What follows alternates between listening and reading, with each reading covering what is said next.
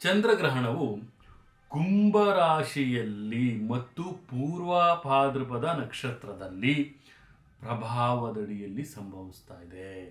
ಈ ಒಂದು ಗ್ರಹಣದ ಒಂದು ಸಮಯದಲ್ಲಿ ಚಂದ್ರನ ಸ್ಥಾನ ವಿವಿಧ ರಾಶಿಗಳ ಮೇಲೆ ವಿಭಿನ್ನವಾದಂಥ ಪರಿಣಾಮವನ್ನು ಕೊಡ್ತಾನೆ.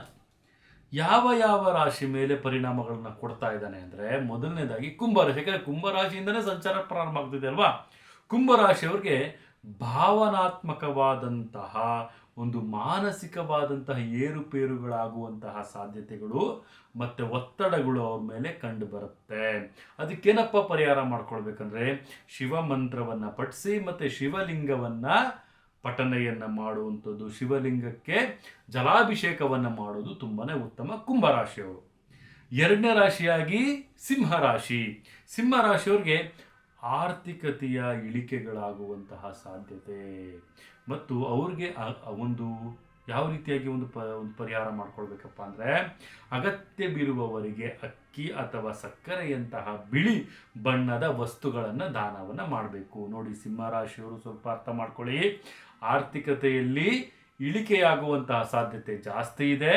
ತಾವೇನಪ್ಪ ಮಾಡಬೇಕು ಅಂದರೆ, ಬಿಳಿ ಪದಾರ್ಥ ಅಂದರೆ ಅಕ್ಕಿ ಆಗಿರ್ಬೋದು, ಸಕ್ಕರೆ ಆಗಿರ್ಬೋದು, ಅದನ್ನು ಯಾರಿಗೆ ಅವಶ್ಯಕತೆ ಇದೆ ಅವರಿಗೆ ದಾನವನ್ನು ಮಾಡೋದು ತುಂಬಾ ಉತ್ತಮವಾಗುತ್ತೆ.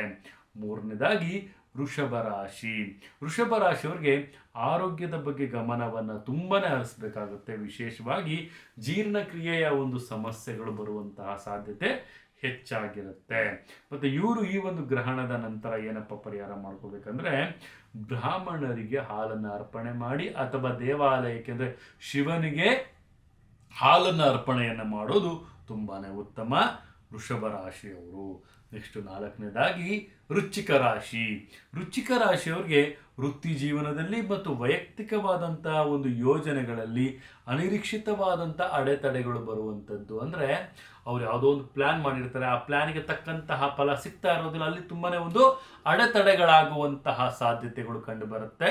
ವೃಶ್ಚಿಕ ರಾಶಿಯವರಿಗೆ ಜಾಗೃತಿಯಾಗಿರಬೇಕು. ಇವ್ರು ಏನಪ್ಪ ಮಾಡಬೇಕು ಅಂದರೆ, ಹನುಮಾನ್ ಚಾಲಿಸನ್ನ ಪಠನೆಯನ್ನು ಮಾಡುವಂಥದ್ದು ಅತಿ ಉತ್ತಮವಾಗಿರುತ್ತೆ.